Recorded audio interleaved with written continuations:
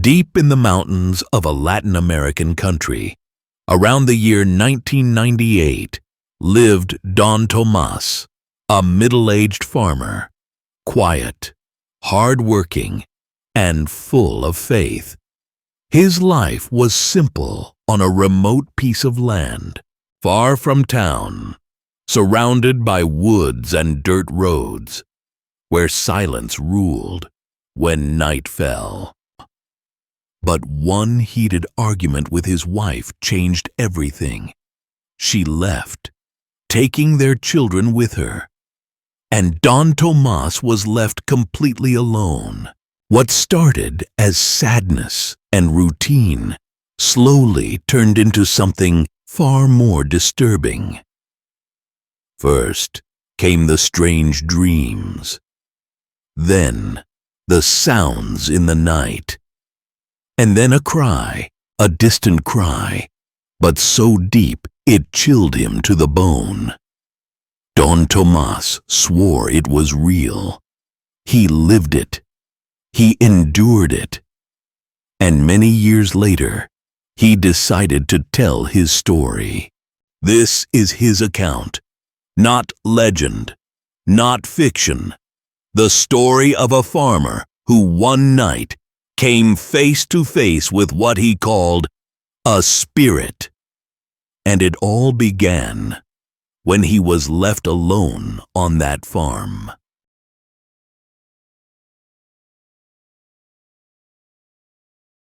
I'm not one to talk much, but what I lived through, I'll never forget it. It all started after a big fight with my wife. We'd been arguing for a while, little things at first, but it kept building up. Then one night, she'd had enough. She told me she couldn't take it anymore and left with the kids. No yelling, no crying. She just packed a few things, took the children, and walked out. Just like that, I stayed behind, alone on the farm.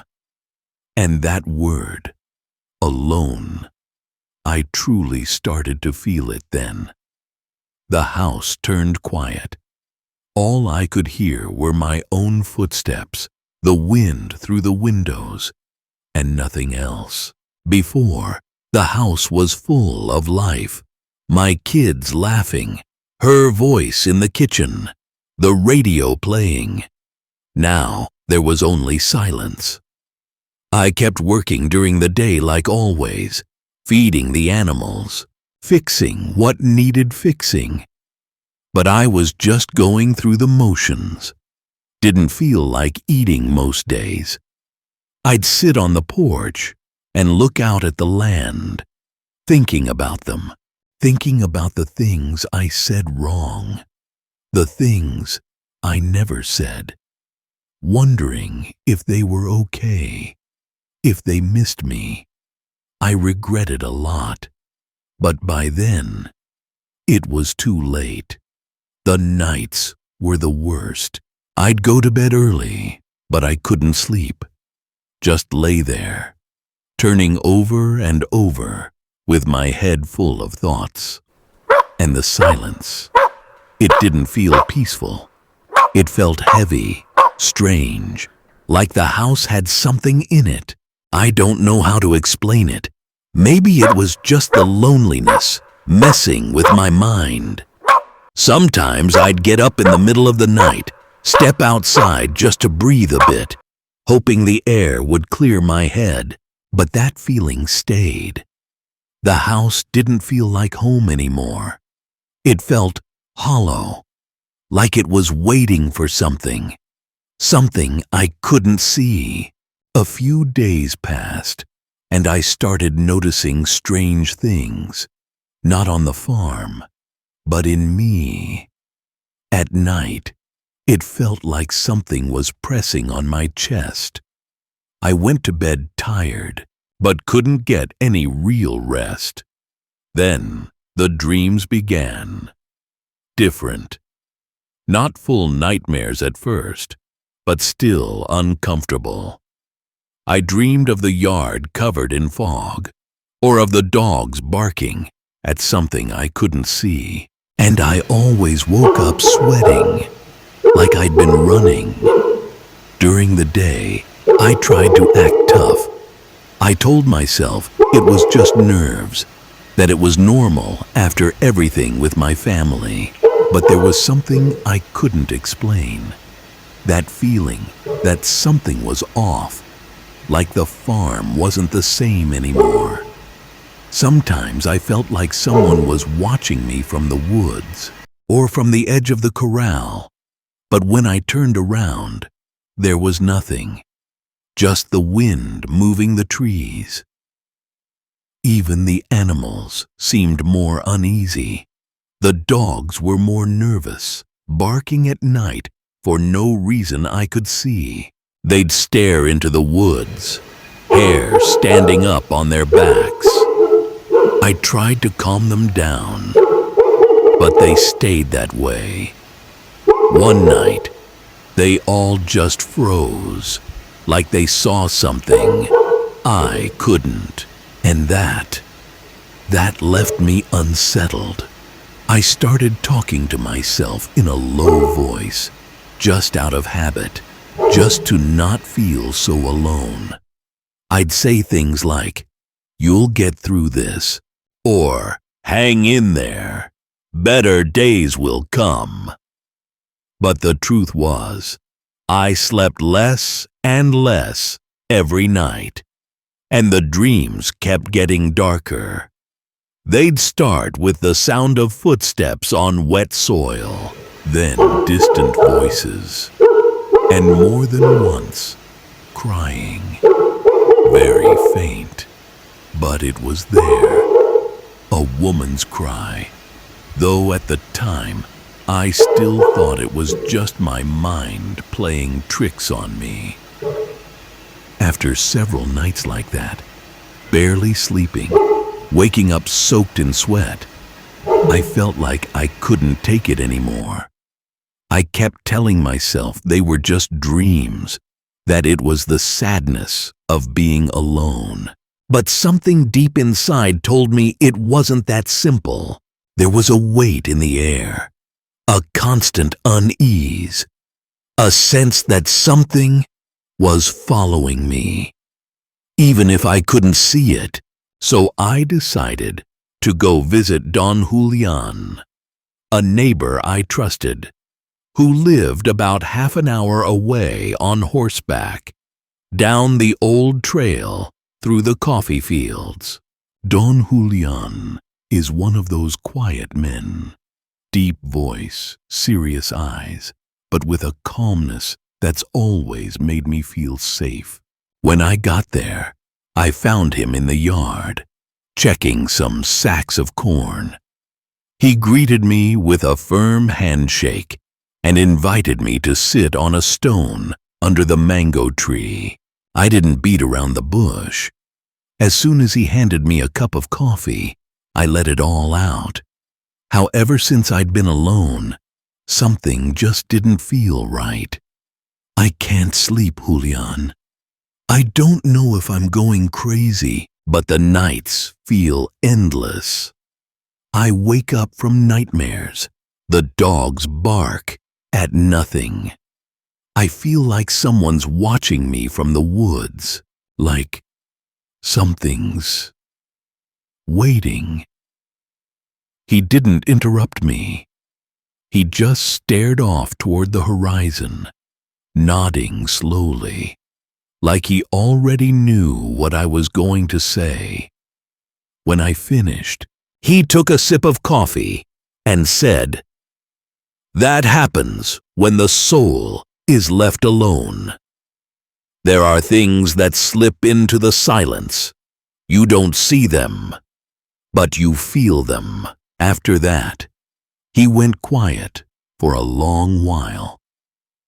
I wanted to believe I was exaggerating, that maybe the whole thing with my wife and kids had messed with my head, but there was something in the way Don Julian looked, a kind of worry that wasn't just about me.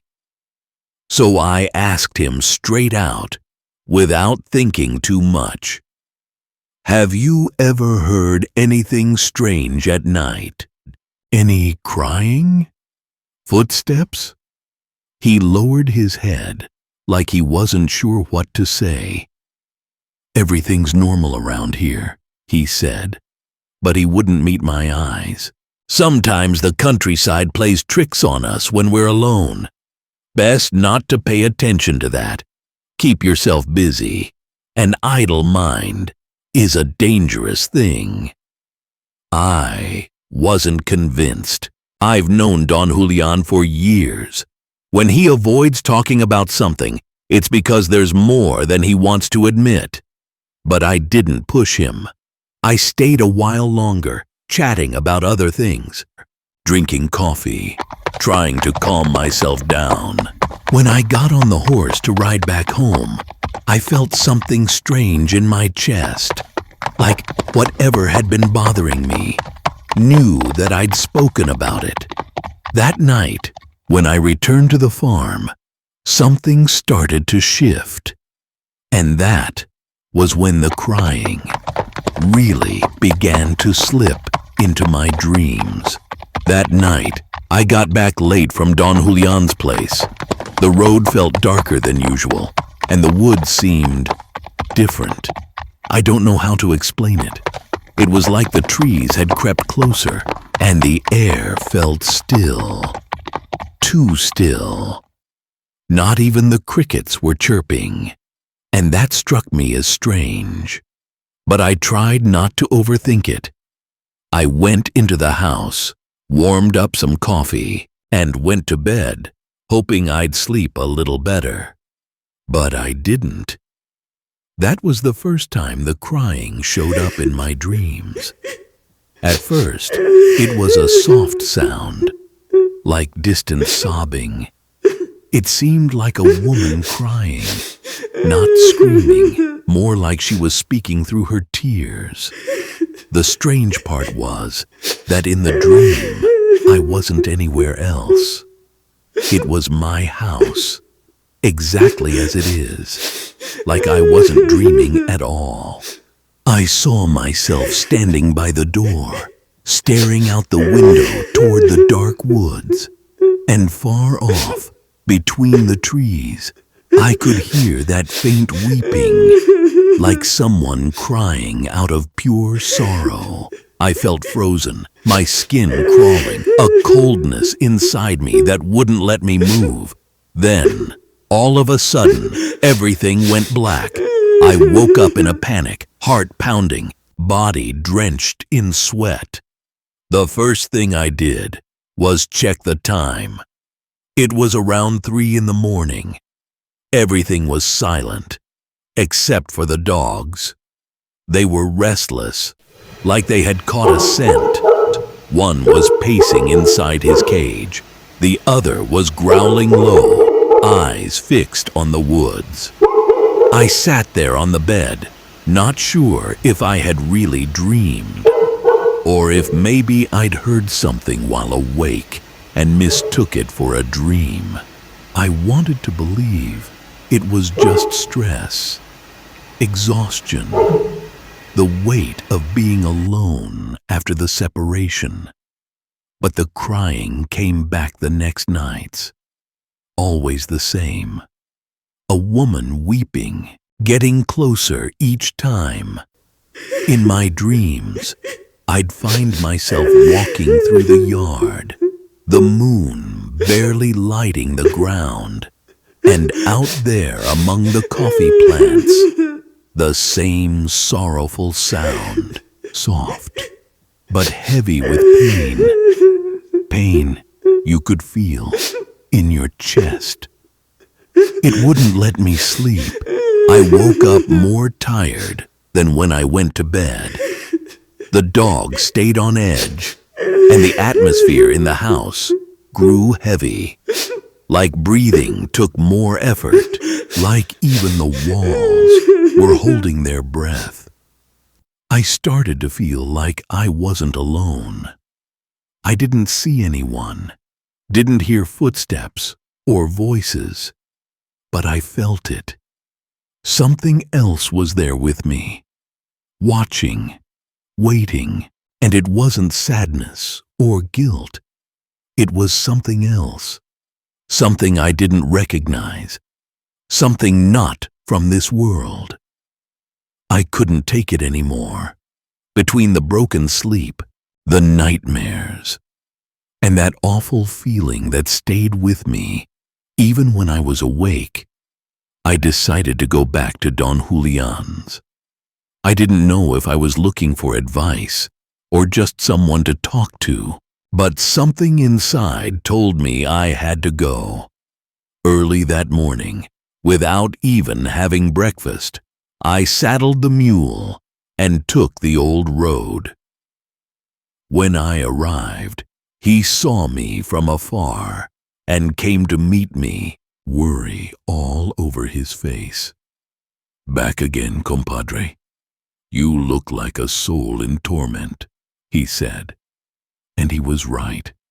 I felt empty, twisted up inside, like something had been pressing on my chest for days. We sat under the eaves of his house, and I told him everything, didn't hold anything back.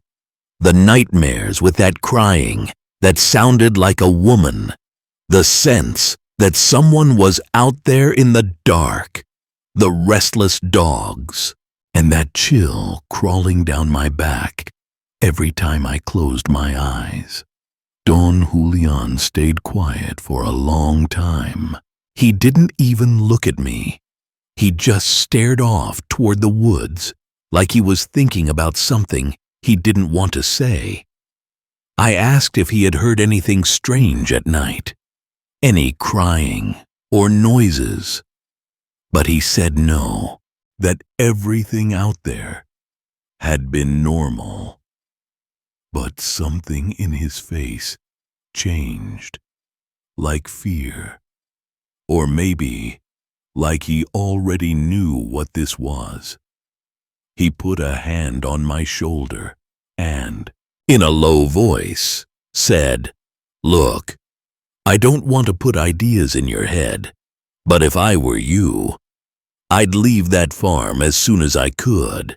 Don't wait for that thing that's circling you to get inside your soul. Sometimes the land holds on to things that aren't from this world, and when they start showing themselves, it's because they want something, and what they want, it's not good." That warning sent a chill through me.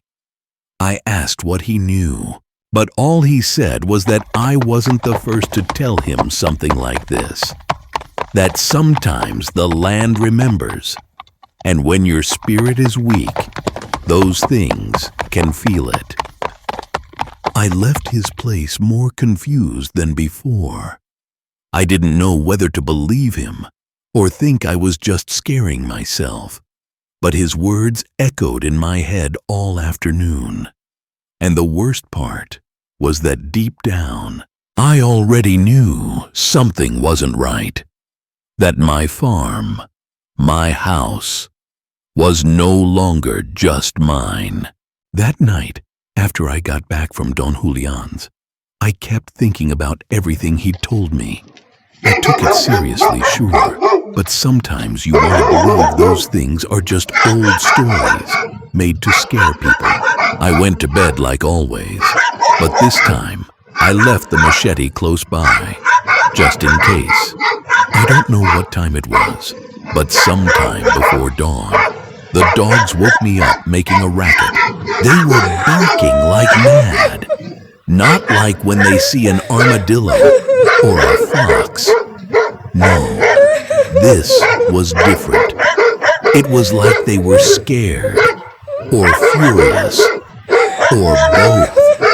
They were so frantic, it seemed like they were going to tear the cages down. And that's when I heard it for the first time, clear as day. A cry, a soft, weeping sound, like a woman's, but not just any woman. It was a sad cry, the kind that hits you deep in the chest. It came from the woods, Or at least, that's what I thought. I sat there on the bed, not moving, holding my breath, trying to figure out if it was real or just another dream. I didn't dare go outside. I just stayed there, listening, feeling the sweat on my hands and the tremble in my legs. The air had gotten heavy. Not even the crickets were chirping, only the dogs, the wind, and that crying. Minutes passed, or at least I think they did, because when you're scared, time doesn't feel normal. I shut the windows, checked the door, got back in bed, with my heart pounding like a drum. And even though the crying slowly faded away, I couldn't sleep the same again. That night was worse than all the others. My body was exhausted, but my mind was spinning, thinking about what Don Julian said, about leaving, about whether all this was just my head playing tricks on me. But around 2 or 3 in the morning, a terrible uproar woke me up again. The dogs were out of control, barking like never before, like they were seeing the devil himself. They scratched at the cages, rattled them, howled like they were going mad. It almost seemed like they were going to break free. My heart jumped into my throat. And then, there it was again, the crying. But it wasn't like before, not soft or distant. It was loud, guttural, horrifying. It sounded like it came from the earth itself, like someone was crying with hatred, not sorrow. I froze, and then I heard the words, clear as if they were whispered right into my ear. Where are my children? I grabbed my head with both hands. I felt like if I kept hearing that cry, I'd go insane. It wasn't a normal headache. It was like something inside me was pushing, forcing me to run. I went to the corner where I kept an old pistol, one I never thought I'd use again. I grabbed it with trembling hands, loaded it, and picked up a flashlight too. I had to do something. I couldn't just sit there. I stepped out into the yard, and the flashlight barely helped. It felt like the air was heavier. I walked toward the edge of the woods, because that's where the crying seemed to be coming from. I don't know how many steps I took, or how I even managed to move, but just before entering the trees, I saw her standing between 2 trees. It was a woman, or something shaped like a woman. She was standing still, not moving, wearing a long, old, dirty dress that hung off her like it was soaked. Her hair covered her entire face, long, black, as if it had stuck to her skin. But between that hair, I saw her eyes. 2 dark holes, lifeless, like bottomless pits. Her skin was white, but not the white of a living person. It was sickly, almost bluish, like cold flesh. My legs froze. I wanted to scream, but no sound came out. I just raised the pistol and fired. The sound was sharp, loud, but she didn't flinch. She didn't bleed, didn't cry out, didn't hide. She just stood there, still, as if she had been waiting for me. And that's when I knew. Whatever that was, it didn't belong to this world. Without thinking, I turned around and ran like hell. I tripped over rocks, scraped my hands, but I didn't stop. I headed straight for the corral, where I kept an old, sick horse I hadn't ridden in ages. The moment he saw me, he got restless. He didn't want me near him, let alone riding him. But I had no choice. I threw the saddle on as best I could, jumped on, and took off with my heart pounding. The only thing I wanted was to get to my neighbor's place and never come back to that farm again. Riding that horse, barely holding himself together, I raced down the dirt road. I didn't care if we tripped, if we fell, if the woods swallowed us whole. I just needed to get away from that place. Behind me, the crying had stopped, like it had never been there. The dogs weren't barking anymore. Everything was silent. The cold went straight to my bones. But it wasn't the kind of cold you get from the weather. It was something else, like something had stuck to my skin. The woods felt darker, heavier.